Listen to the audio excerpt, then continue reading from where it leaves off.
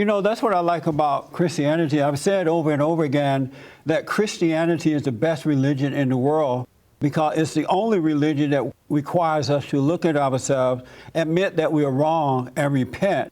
I know of no other religion that asks that of human beings. Do you? No. And I also don't know of any other religion that is not works-based. Yeah. The Christian position is that we can't earn our way to heaven. We have to latch on to the finished work of Jesus Christ on the cross. We have to place our trust in Him, not just intellectually subscribe to the propositions of the Christian faith and say, oh, I think that's true. No, we have to take a step further and put our trust in Him. It's like the difference between believing that an airplane can fly and getting on that plane. That's right. Who was Jesus? Who is Jesus? Who was Jesus? Well, you know, the way I titled this book has confused some people. I'm not saying I have an exclusive on who Jesus is. I'm saying that the culture, the secular culture, the popular culture, often presents Jesus in a fictitious form. Yeah. They try to conform Him to their political agenda instead of us conforming ourselves to Jesus Christ, who's absolute truth. He wasn't some hippie, pacifist person who was indifferent to sin, skipping through the tulips.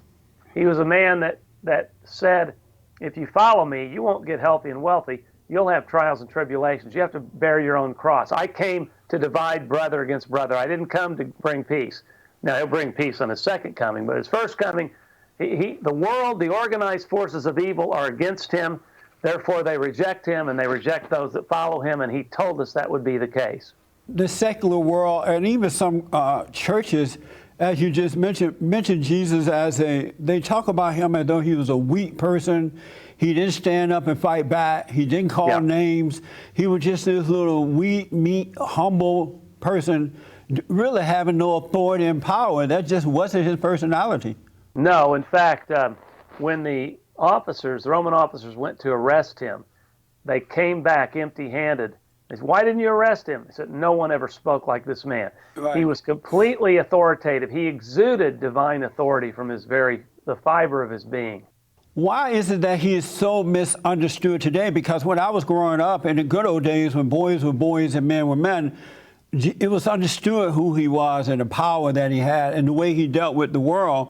What happened in the churches and in the secular world, I don't expect them to see it in a different league, but what happened with the preachers and the churches that they now present Him in a weak manner?